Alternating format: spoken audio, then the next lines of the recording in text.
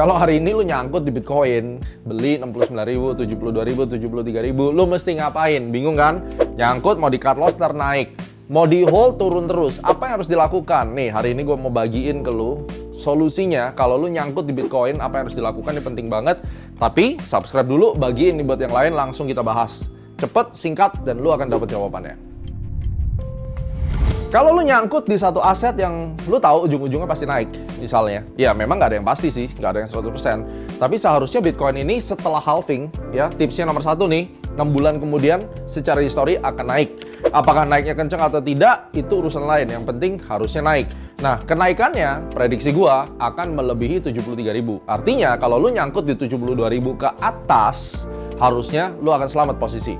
Namun, kalau orang nyangkut, ada dua cara. Lu akan nunggu nasib, biarin dia sampai naik, lalu lu lepas, which is lu kemungkinan nggak dapat apa-apa, atau lu punya duit lebih, average di bawah, turunin harga rata-rata, lalu waktu dia balik ke 73.000, lu udah profit. Lu yang decide ya. Kalau gua akan average di bawah. Kenapa? Karena posisi yang gua udah salah, gua harus average dong di bawah. Kalau enggak, gua nggak akan pernah keluar, gua akan rugi waktu. Nah, yang kedua yang lu perlu tahu, di harga berapa sih para big fund atau whale itu punya harga modal? Kalau di Trading View di episode sebelumnya, gue ngomongin tentang Ethereum, gue ngomongin tentang Bitcoin, gue punya yang namanya range indikator, kira-kira harga itu di mana. Nah, Bitcoin ini simple. Gue mau tunjukin ke lo satu hal ya. Ini penting banget supaya lo lihat. Di Bitcoin itu menariknya, ada harga keseimbangan. Harga keseimbangan ini penting. Jadi asumsinya nih, ini harga keseimbangan nih di sini, ya. Nih, harga seimbang. Harga keseimbangan ini, gue langsung kasih tahu aja. Ada 3 level. Level pertama itu short term 63.000. Harga keseimbangan kedua itu adalah di yang terbaru saat ini, itu adalah di 52.500. Nah, ini adalah harga keseimbangan yang penting, 63.000, 52.500. Ada toleransi atas bawah.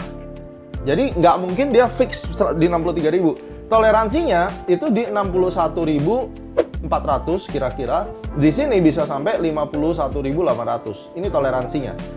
Jadi, kalau dia turun sampai ke sini, most likely dia itu akan naik. Jadi kalau misalnya dia turun, karena ini adalah whale, ya, di sini ini posisi whale.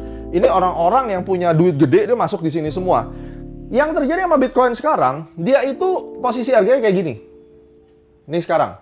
Kapan nih? 21 Juni 2024. Itu posisi kayak gini. Oke?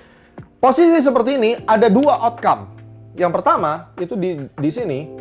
Di rasio 66%, kurang lebih angkanya di 61.400, dia akan turun sampai sini, dia membentuk yang namanya penan, lalu kemudian dia naik.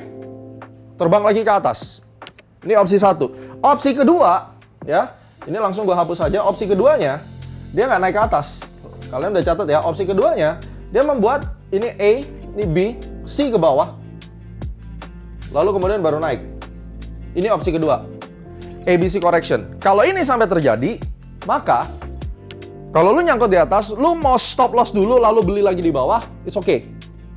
Atau lu biarin yang di atas karena lu tahu endingnya kurang lebih itu 75.000 sampai 78.000. Itu adalah target daripada Bitcoin-nya.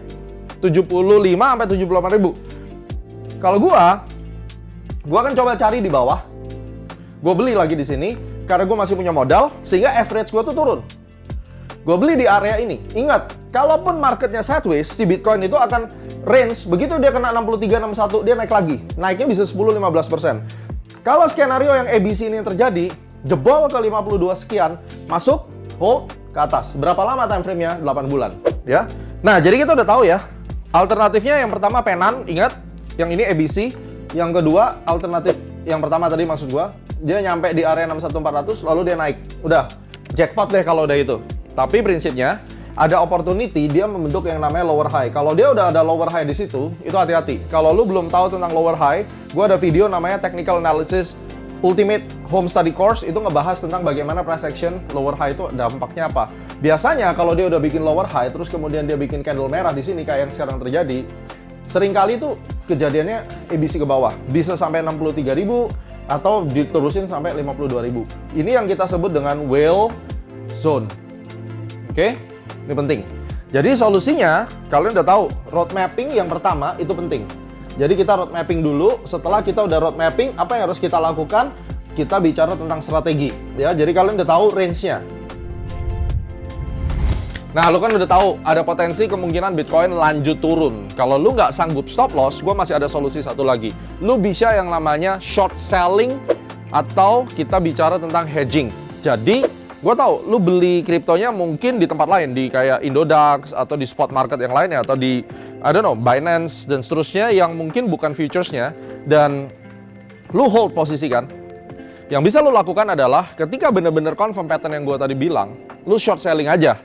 Lu bisa pasang posisi short sell, waktu harga turun lu dapat duit, sehingga lu nggak rugi-rugi banget. Posisi lu yang buy itu akan ke cover kerugiannya dengan posisi lu short sell. Nah, terus lu harus gimana? Gue bisa ajarin lu cara nyelamatin posisi nyangkut lu di Orbitrade. Karena gue akan bikin event belajar nyelamatin posisi dari Bitcoin yang nyangkut. Kalau lu pakai Orbitrade, lu bisa short selling guys, tanpa lu harus cut loss di posisi lu di market spot. Lu bisa short sell, profit dari short sell-nya bisa nutupin kerugian dari yang spot market.